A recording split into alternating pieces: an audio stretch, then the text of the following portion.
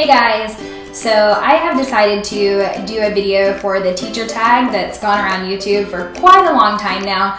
I'm kind of late getting to the game, but I thought it'd be fun to do to help you get to know me a little bit better if you don't know me already. And if you do already know me, then maybe you'll learn some things that you didn't already know about me. This comes from Apples and Tiaras. She's another teacher vlogger on YouTube, and then Genuine Teaching.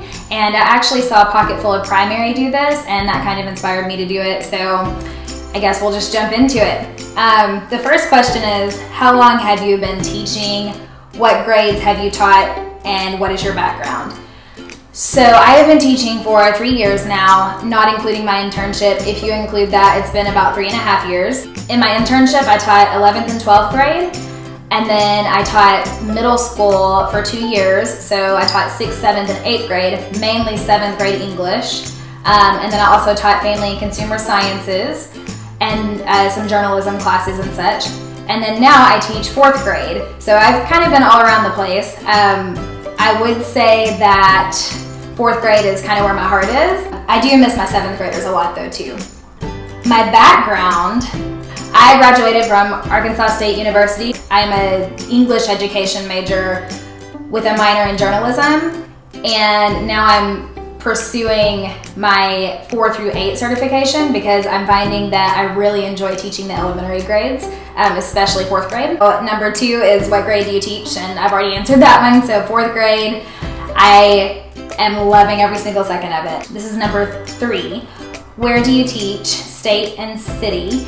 I teach in Little Rock, Arkansas. I absolutely love this city. I adore it. I'm from a very small town, so coming to Little Rock and teaching here has been an experience for sure, but it's been something that I would never trade. I absolutely love this city. I absolutely love the kids here, the people here. I love the opportunities here. I just love every single thing about it. Number 4, what is your school mascot? Our school mascot is the Mustang, which is funny because growing up in a very small town, like I said, our mascot was a lion. The school that was our biggest rival, their mascot was a Mustang, or the Mustangs. And so it's kind of funny now because I'm teaching at a school with the arch enemy mascot, but it's an elementary school, so I don't know, I really like it though. I like being a Mustang. The logo's real cute and stuff. Number 5, how many students are in your class? So my class has changed a whole lot this year. I started out with, I believe, 23 students at the beginning of the year, and it's only grown since then. I now have 27 students. I just lost 1. My max is 28. Typically all year long I've had around 27 or 28 students, but I've had a lot of students come in and come out. So it's kind of constantly changing, but I have 27. I know that I'll get a 28 soon though, because we stay full like all the time. Number 6, what is your ideal class size? Oh wow, I wish I could pick my class size. My ideal class size would probably be around 20 students, definitely an even number because you need to be able to pair your kids and put them in groups, and that makes it easier to do like groups of 4, groups of 5. I would say 20 would be my ideal size. More time to get to know each student. I think 20 would be ideal. Wow, I wish I could pick my class size. Like, I don't know how some teachers have so many kids. I have seen on YouTube some teachers who have like 34 kids in a classroom, and I cannot even imagine that. Like 28 is a lot for me. It's the most I've ever had in a classroom, so, or 27, so I can't imagine having more than that. Number 7, what is your favorite drink from Starbucks? I don't really drink anything from Starbucks that often just because it's totally not in my budget at all, and I also don't drink coffee.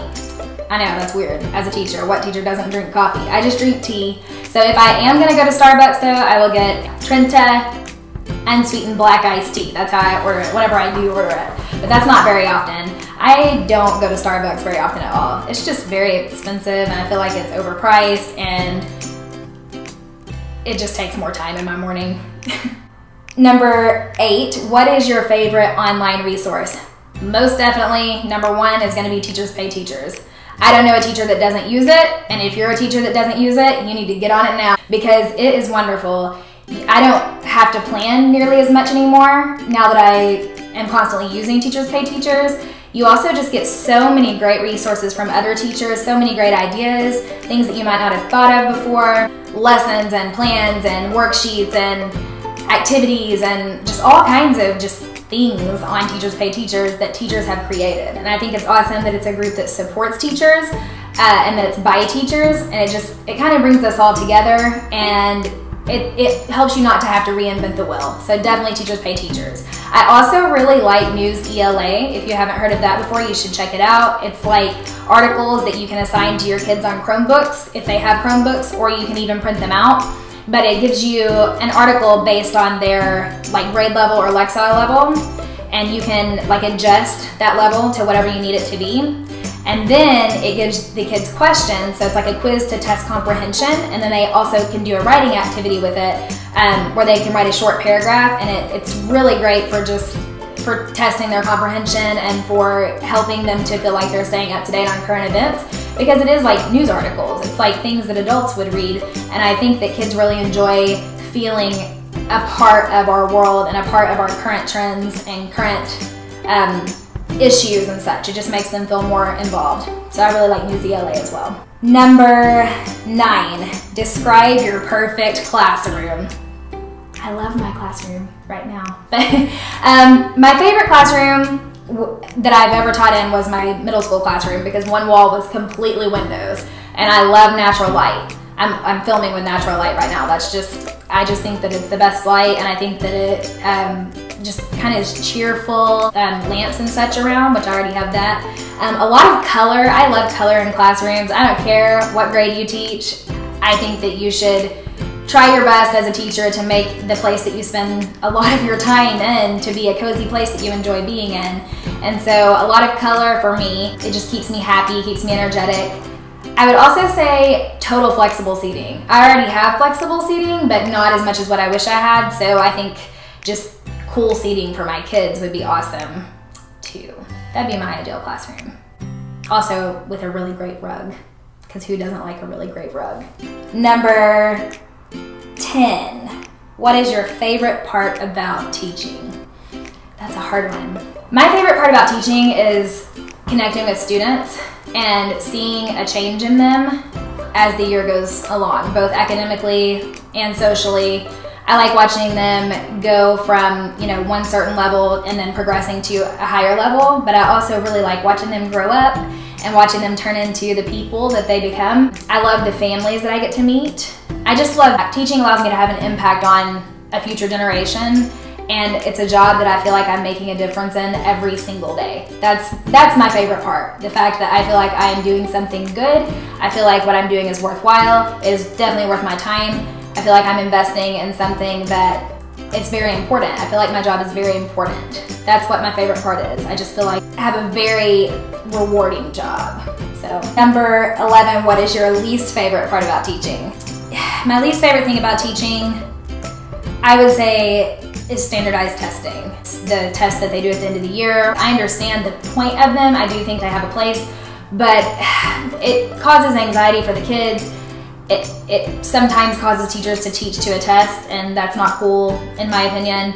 I think that it kind of makes kids seem more like numbers and not like people. It kind of makes them seem like they're all expected to do one thing, whereas they're not. They all have different talents, they all have different abilities, they're all very unique, and I think that just standardized testing kind of puts them into this like category that doesn't allow them to express themselves at all. And it's not a very good test in whether they've learned anything or not. Just because you don't score well on a standardized test doesn't mean that you don't know what you've learned, or that you don't understand, or that you didn't learn adequately. Some people are just really bad test takers, and I think that it puts a lot of pressure on kids that is unnecessary. Number 12, what advice would you give a beginning teacher or someone who wants to become a teacher? There's a lot. I could make a whole video on this, and I may if you want me to.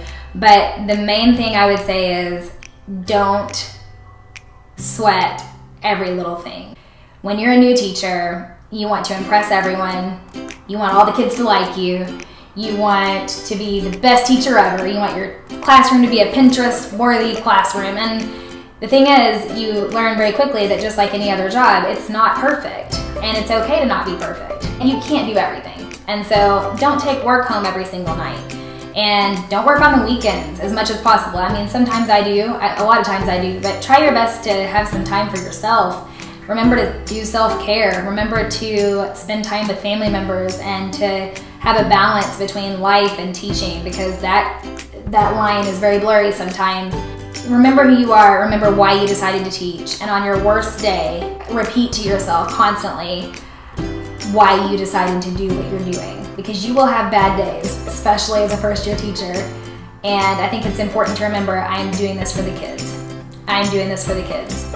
I am doing this for the kids. I'm not doing this for society, like for social media. I'm not doing this to please administration. I'm not doing this to please anyone at all. I'm doing this because I care genuinely about kids, and they're the most important thing to me in my job, and that's why I'm doing what I do every single day. And I think as a new teacher, it's very important to remember that you don't have to please everyone. You don't have to be perfect. You don't have to be the best, but you do have to be your best for your kids. I would also say just get some sleep, as much sleep as possible. Eat. Don't skip your lunch. Enjoy your lunch. If you are given even a 15-minute lunch and you can possibly sit down and enjoy it, then do that. Make teacher friends, because they're the best. And just remember that there's a you still behind that teacher, and you still have to take care of yourself as well. I think that's very important. I think that's all. Yeah, that's all the questions, and maybe you learned a little bit about me. If you have any questions, or if you relate to anything I said, or if you have a request for another video or whatever, just drop it in the comments below, please. I will link to the channels that started this teacher tag, and I will put the questions in my description box below if you're a teacher and you want to take part in this as well. So as always, thank you for watching. If this is your first time seeing a video of mine, please, please, please press the subscribe button in this corner. I would love to see you back on my channel. Please push the thumbs up button as well, because it helps my video, it helps my channel, and it helps this video to reach other teachers. So see you next time. Thanks.